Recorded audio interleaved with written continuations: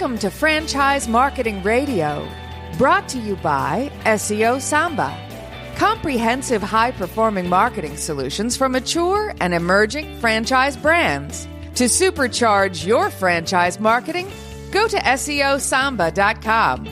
That's SEOSAMBA.com.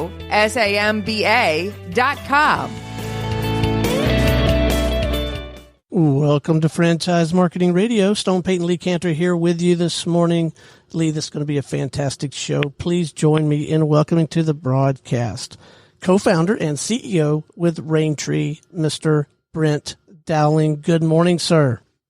G'day, Stone. G'day, Lee. Thank you very much for having me. Well, Brent, thank you for being part of the show. Before we get too far into things, tell us about Raintree, just high level. How are you serving folks? Yeah, Raintree is a full-service franchise development organization. So essentially, we partner with a brand to handle all aspects of the franchise growth, from content and design through to franchise lead generation and, of course, franchise sales.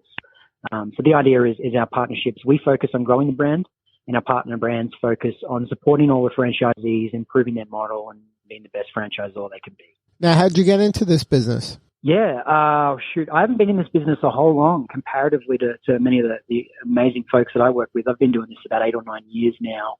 I was a competitive snowboarder, and that's what brought me from Australia to Colorado. In that sport, you become a veteran and retire when you're about 13 years old.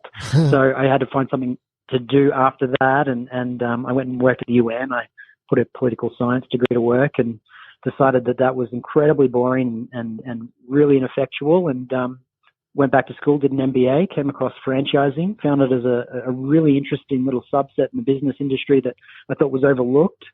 So yeah, I took the first job I could find in the franchising segment in Boulder in 2011, and I've been selling and marketing franchises ever since. And then when you're working with a franchise and your firm takes a brand that you feel has certain qualities, I guess, that make it a candidate for your skills to help them grow it. What are the qualities you're looking for in an emerging franchise? Yeah, it's a great question. I probably speak to 2 or 3 different franchise brands every week that are looking for somebody to help guide them and help grow their brand properly. And so, we have 4 key criteria that we really think carefully about when we're having those conversations.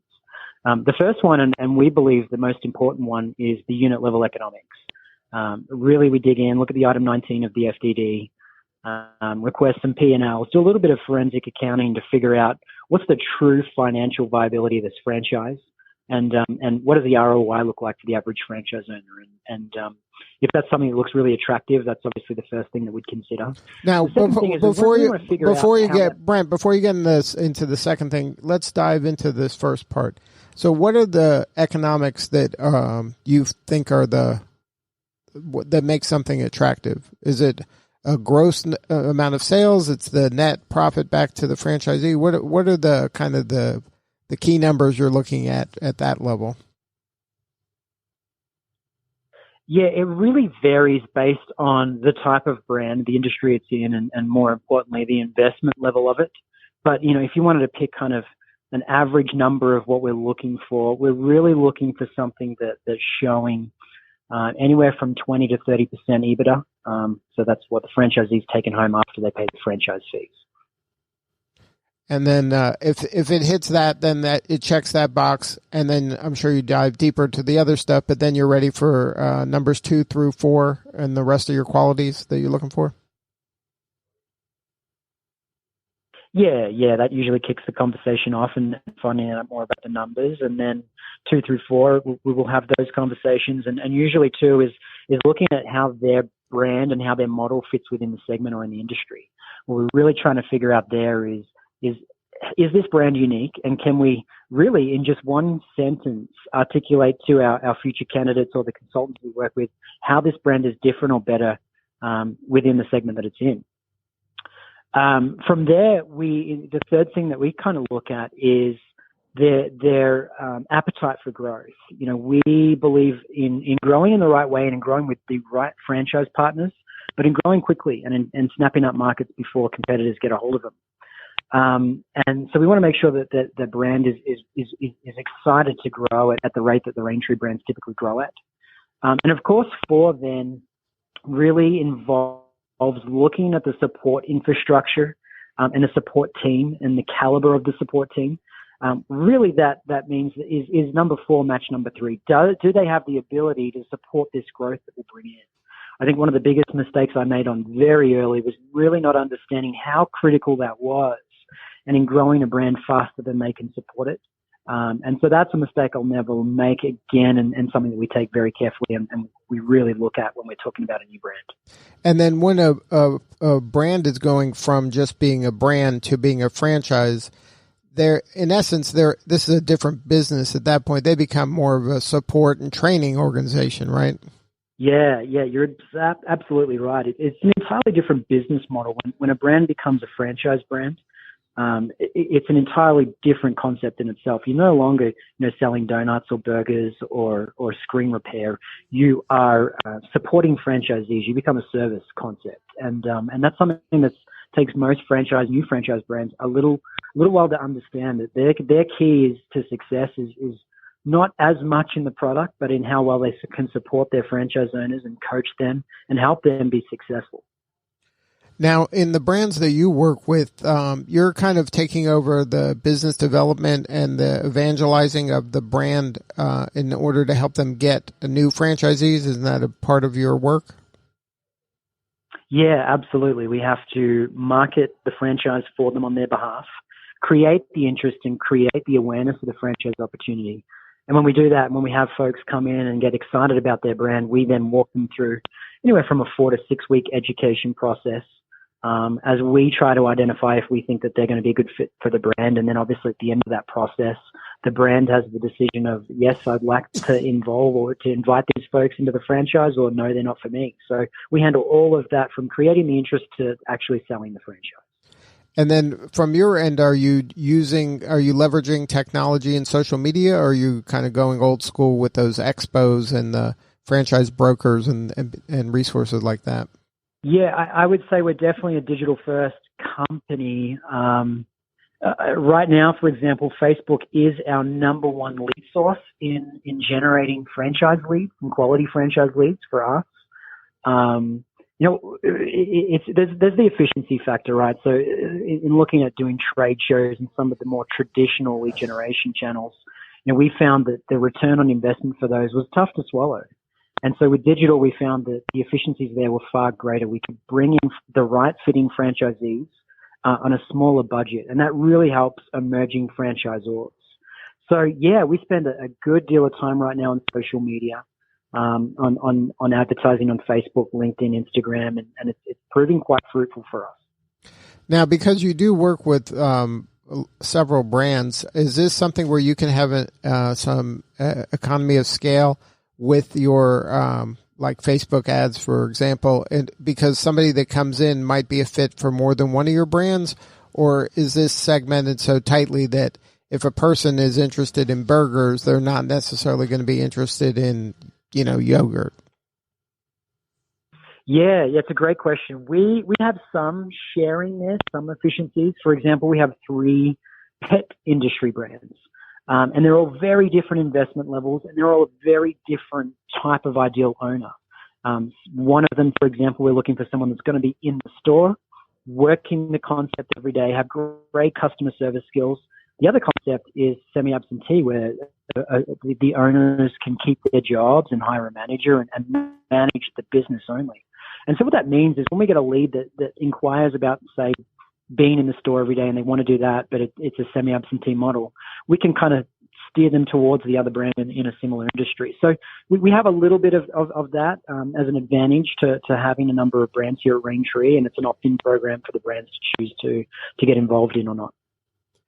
Now, when you kind of made the switch from, in your career, competitive snowboarder to, working in the UN, to then working for a franchise, and now kind of being the business development for other franchisors, what do you still get that rush? Is there the competitive juices still flowing when when people are signing up, or does it still kind of feed that side of your personality? Yeah, it's interesting. I get that question a little bit more from my friends, actually, who are still kind of snowboarding and they're in the surf industry. And I got other friends that own businesses within that industry, and they look at me in this franchise industry and what we're doing, which is so different to where I came from. And they ask that question, and I absolutely, it's a yes. And I think it's just in the way that you run a business. And I think this is true for any entrepreneur, that you've got that ability and a risk-taking part of your DNA that'll never go away no matter what you do. And I think that's part of how we've differentiated ourselves a little bit at Raintree is we've avoided just doing the exact same things that every franchise brand is doing. Sure, we're on portal. Sure, we work with franchise consultants. We love them. Sure, we do a lot of the traditional things that most brands are doing to generate and to advertise their franchise. But we also do a lot, and we try a lot. And for example, last year we really had a concept for a franchise CRM that wasn't really available, but we thought the idea of it would really help. So we put $250,000 into a franchise CRM year to date, and that's a huge risk. And luckily we're seeing that come back, and we're seeing some incredible increases in the conversion rates based on what we built there. But just little examples like that in terms of trying things that other brands or other concepts haven't done that are scary, that I think is the same concept as snowboarding of going over a big jump and not knowing if you're going to land on your feet or not. It's exactly the same in this industry, and I believe for any entrepreneur. Now, if you were advising an emerging brand that maybe is not ready for you yet, but want to put things in place so that they would be ready for you, what are some of the things they could be doing to strengthen their brand in their local market to show that it is kind of replicable in other markets? Is there some advice you can give that emerging brand to help them get to the next level so they can be ready for you? Yeah, absolutely. I think there's a lot you can do organically. I think even as simply as reaching out to your own network as a founder and saying, hey, we went to school together, we used to play ball together, whatever it is, and I've now got this franchise concept, and I've done really well with it, and I'm thinking that this might be a fit for you.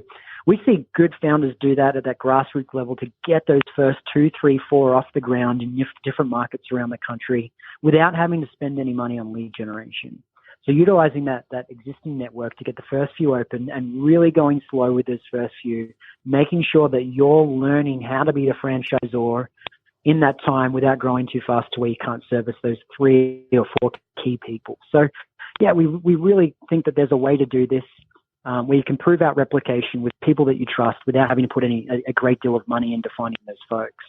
And once you've done that and you've serviced them properly and you've helped them achieve some success in that new market, and have those stories to tell, that's when someone like Raintree or any of the other really reputable franchise development companies can come in and really help you expedite that growth and find even more markets at a faster pace.